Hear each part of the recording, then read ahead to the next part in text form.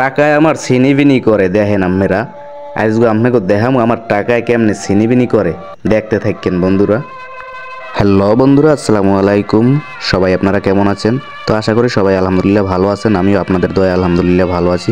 তো আজকে যে ভিডিওটা দেখতে যাচ্ছেন বন্ধুরা, দীর্ঘ 2 থেকে 3 বছর ধরে আমি এই অনেকগুলো টাকা একসাথে জমা করছি।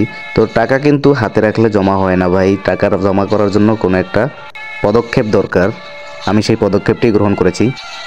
বন্ধুরা, যারা আপনারা আমার মতো মধ্যবিত্ত পরিবারের সন্তান, তারা যদি টাকা জমা করতে চান তাহলে এই পদক্ষেপটি ফলো করতে পারেন। কারণ আমাদের হাতে টাকা থাকলে কোনো না কোনোভাবেই খরচ হয়ে যায়। তো সেক্ষেত্রে আমরা পারি কি, একটা প্লাস্টিকের ব্যাংক কিনে সেই ব্যাংকের ভিতরে টাকা জমা রাখতে।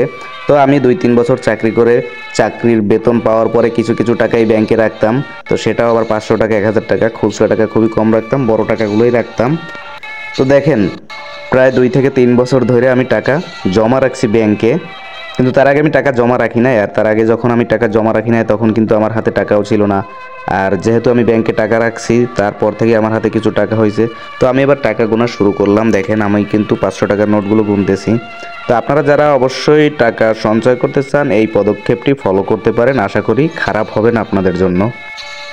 আসলে বন্ধু, নিজের উপার্জন করা টাকা একসাথে এতগুলো টাকা দেখতে কার না ভালো লাগে বলেন? আপনারা যদি উপার্জন করেন নিজে, তারপর এতগুলো টাকা দেখেন, তাও আবার আমাদের মতো মধ্যবিত্ত পরিবারের সন্তান হয়ে, তখন কিন্তু আপনারও অনেক ভালো লাগবে। তো আসলেই আমার কাছে ব্যাপারটা খুবই ভালো লাগতেছিল। আমার খুবই আনন্দ হচ্ছিল এতগুলো টাকা দেখে। তো এবার আমি কি করব, টাকাগুলো ঘুচাইতেছি। টাকাগুলো ঘুচাবো, তারপরে টাকাগুলো গুনবো যে এখানে কতগুলো টাকা হয়েছে। তো শেষ পর্যন্ত বন্ধুরা আমার সাথেই থাকুন, আমার ভিডিও দেখতে থাকুন যে এখানে আমার কত টাকা উপার্জন হয়েছে। তবে নিজের উপার্জন করা টাকা ভাই, হাত দিয়ে ধরতেও শান্তি, দেখতেও শান্তি, যেহেতু এটা নিজের উপার্জন করা, নিজের কষ্টের টাকা।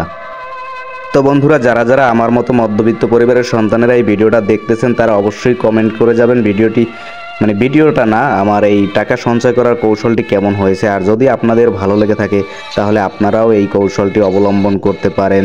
যেহেতু হাতে টাকা রাখলে এটা কিনতে মনে চাইবে, ওটা কিনতে মনে চাইবে, তখন কিন্তু ভাই টাকা থাকে না, খরচ হয়ে যায়। তো টাকা সঞ্চয় করার জন্য আমি এই পথটি বেছে নিয়েছিলাম।